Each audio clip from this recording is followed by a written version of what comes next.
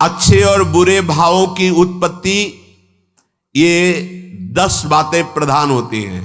आपके अंदर अच्छे भाव आ रहे हैं या बुरे भाव आ रहे हैं तो उनमें ये 10 बातें प्रधान हैं। पहला, स्थान। आप कहां बैठे हैं, कहां रह रहे हैं, किस जगह खड़े हैं, आपको स्थान देख करके ही बर्ताव में उतरना है। जैसे मदिरालय है, आप वहां खड़े होंगे तो तमोगुण अपने आप बढ़ने लगेगा, आसुरी प्रवृत्ति बढ़ने लगेगी। ऐसे ऐसे जिस स्थान पर खड़े होने से, देखने से, बात करने से हमारी वृत्ति बिगड़ रही, उस स्थान का तत्काल त्याग कर देना चाहिए, वहां से हट जाना चाहिए। पहला है स्थान। जैसे सत्संग, यमुना जी का एकांतिक पावन तट, किसी लता के नीचे, किसी संत भगवान के सानिध्य में, अब हमारा ये स्थान भजन वृत्ति बढ़ाएगा। उस व्यक्ति का घर जिसके पास जाने से वासनाएं बढ़ रही, उस स्थान में जहां दृश्य देखने से हमारे अंदर गंदी बातें आ रही, पहला है स्थान। दूसरा है अन्न। बहुत बड़ा प्रभाव अन्न का होता है। अगर अधर्म के द्वारा कमाया हुआ अन्न है तो बुद्धि अधर्म में ही लगेगी। यदि भोजन पकाते समय, रसोई रांधते समय आप विकारात्मक चिंतन कर रहे हैं तो कोई भी प्रसाद पाए उसके अंदर विकार जागृत हो जाएगा। अन्न का बहुत बड़ा प्रभाव पड़ता है। एक बार पूज्य पादुड़िया बाबा जी महाराज अपने परिकर के साथ भ्रमण में थे तो किसी बड़े धनी मानी ने निमंत्रण दिया, महाराज आज यहीं रुको। तो बाबा ने कहा हम लोग गांव के अंदर नहीं रुकते, तो बाहर कोई वृक्षों का समुदाय, जंगल जैसा, तो उसमें वहां रुके, पर भोजन उनकी तरफ से, भोजन सबने पाया। जब सुबह हुआ तो महात्मा जन, साधक जन एक दूसरे की तरफ देखे और बोले आज तो हमको बड़ा दोष हुआ, गंदा स्वप्न आया और हमारा संयम बिगड़ गया। बोले ये तो हमको भी हुआ, जितने थे सबको हुआ।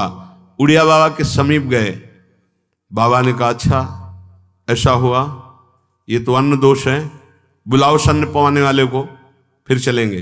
बुलाया और बाबा ने कहा बिल्कुल सत्य बोलना, नहीं तो आप जानते हो इतने महात्माओं के संयम को आपने भ्रष्ट कर दिया, सत्य बोलना क्या बात थी। तो उनका महाराज संतान नहीं हो रही थी, सुना था आप बहुत सिद्ध महापुरुष हैं तो आपके परिकर को इसीलिए पवाया, अंदर काम भाव था कि हमारे कामना थी कि संतान उत्पन्न हो, वैसे चिंतन करते हुए बनाया ऐसे। बोले सबका संयम नष्ट कर दिया, होश में, नरक जाने वाली बात मत सोचो।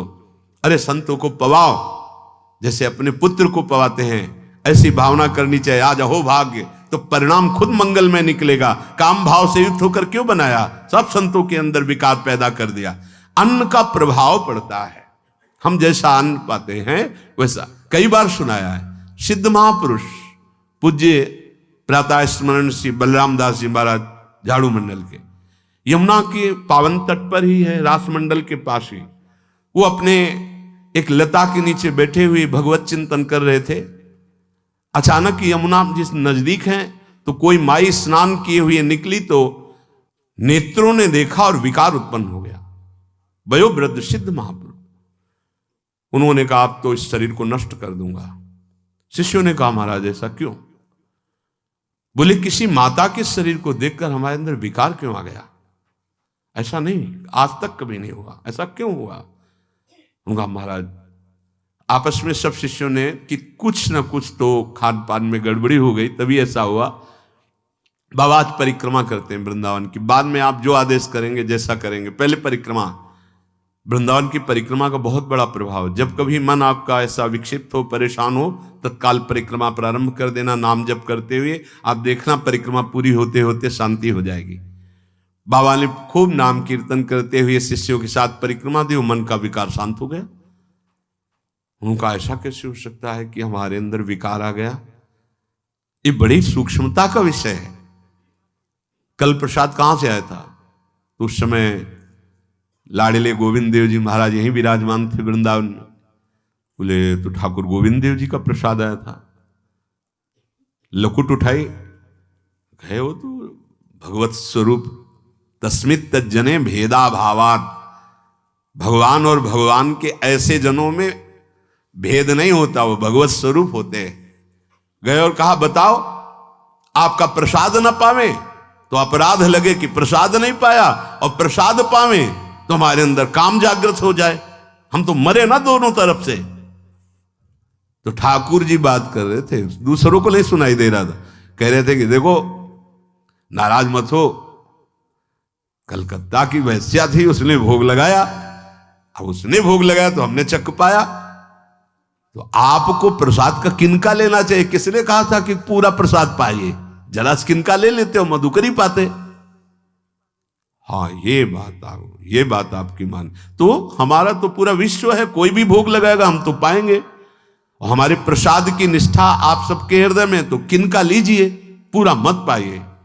सोचिए, भगवद अर्पित प्रसाद और वृत्ति, भगवान ने आदेश किया किनका पाओ, माधुकरी मांग के खाओ। यहां वर्णन कर रहे, यदि हम अन्न थोड़ा भी हमारे अंदर दूषित चला गया, तो जब कभी ऐसी विकार की भावना हो, आपके अंदर विकार बन रहा है, तो खोजिए। आपने कोई दृश्य देखा है, आपने किसी से बात की है, आपने कोई ऐसा संकल्प बनाया, नहीं, तो फिर भोजन दोष आ गया, अब आज उपवास कर दो। जब तक वो वृत्ति न नष्ट हो तब तक कुछ मत पाना, जल से काम चलाना, तो एक दिन एक पहर अपने आप शांत हो जाएगा। अगर बहुत विकलता हो रही तो नाम कीर्तन शुरू कर दो, भोजन मत पाना, नाम कीर्तन शुरू, बिल्कुल शांति मिल जाएगी, बिल्कुल। और ये तो उदाहरण महापुरुष इसलिए देते कि हम सावधान रहें। हमारे अच्छे भाव या बुरे भाव में ये 10 बातें बहुत प्रभाव डालती हैं। पहला स्थान, दूसरा अन्न, और तीसरा जल।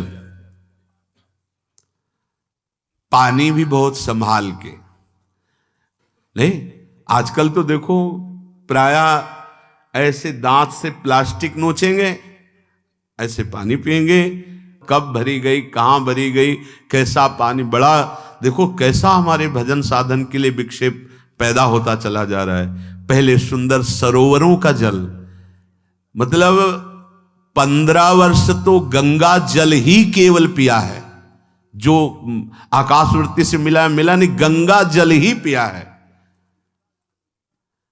कुआं का जल, फिर आया हैंडपैप का जल, अपवित्र होने लगा। हैंडपैप में जो वाशर, अगर वो कहीं चमड़े का पड़ा हुआ है तो अपवित्र जल हो गया। अब हैंडपैप का भी अंतर ध्यान स्वरूप हो गया, अब तो नहीं दिखाई देता। अब रह गया है मोटर से निकले और फिल्टर में जाए, वो मशीन जो फिल्टर करती पानी को, आरओ, उससे। अब वो जिनके पास है तो है, नहीं तो परिक्रमा लगाया हो, आपको पानी पीने को नहीं मिलेगा। देखो कैसा समय आ गया। भोजन, पहले कोई दगाबाजी भोजन में तो नहीं करता था। गांव में जब जिसके यहां दूध बेचा जाता था ना, उसको बहुत लघु दृष्टि से देखा है, गाय माए एक बराबर होती है, ये दूध बेचता है। 10-5 किलो मठा तो आप ऐसे मांग के ले सकते थे, अगर अड़ोस पड़ोस में वो मठा मिल जाएगा। जब कोई उत्सव होता, फ्री दूध 100, 200, 500 किलो पूरे गांव के सब दे देते, कोई ऐसे बेचता था। अब दूध नहीं, जब बूढ़े लोग बैठते थे कहते थे पानी बिकेगा आगे चल के। आज पानी बिक रहा है, नहीं बिक रहा, पानी बिक रहा है। हमें लगता है सबको ही पैसे से ही पानी है, वो बोतलें नीली नीली नहीं, इतनी बड़ी बड़ी बिकती, उन्हीं से पानी पिया जा रहा है। आगे और समय जल का प्रभाव पड़ता है। जैसे हम गंगा जल पीते थे, सही कहते हैं, कई दिन जब भोजन नहीं मिलता तो पूरी पौष्टिकता गंगा जल से मिलती थी। गंगा माता के जल से ऐसा लगता था मानो हम परम पावन अमृत पान कर रहे हैं, सारी पौष्टिकता मिलती थी। कुएं का जल अपने आप में पौष्टिकता से युक्त होता है, जो हमें चाहिए। आज देखो जल की समस्या हो गई, पवित्र जल पीने के लिए हम तरस रहे हैं। कहाँ हो जल, और कैसे मिलेगा जल? या तो आप पैसे वाले हो तो आप खरीद करके पीजिए, नहीं तो अब वो जल नहीं रह गया कि कुएं से निकाला पी लिया या सरोवर से पी लिया, या कैसा दुर्भाग्य है। जल का बहुत बड़ा योग है साधना में। जैसे स्थान का तो परम पावन वृंदावन धाम, अन्न का तो अब हम भगवत प्रसाद पाते हैं। तो जल का बहुत बड़ा योग है। आज दूषित होता चला जा रहा है, क्योंकि अब हाथ की बात नहीं रह गई है।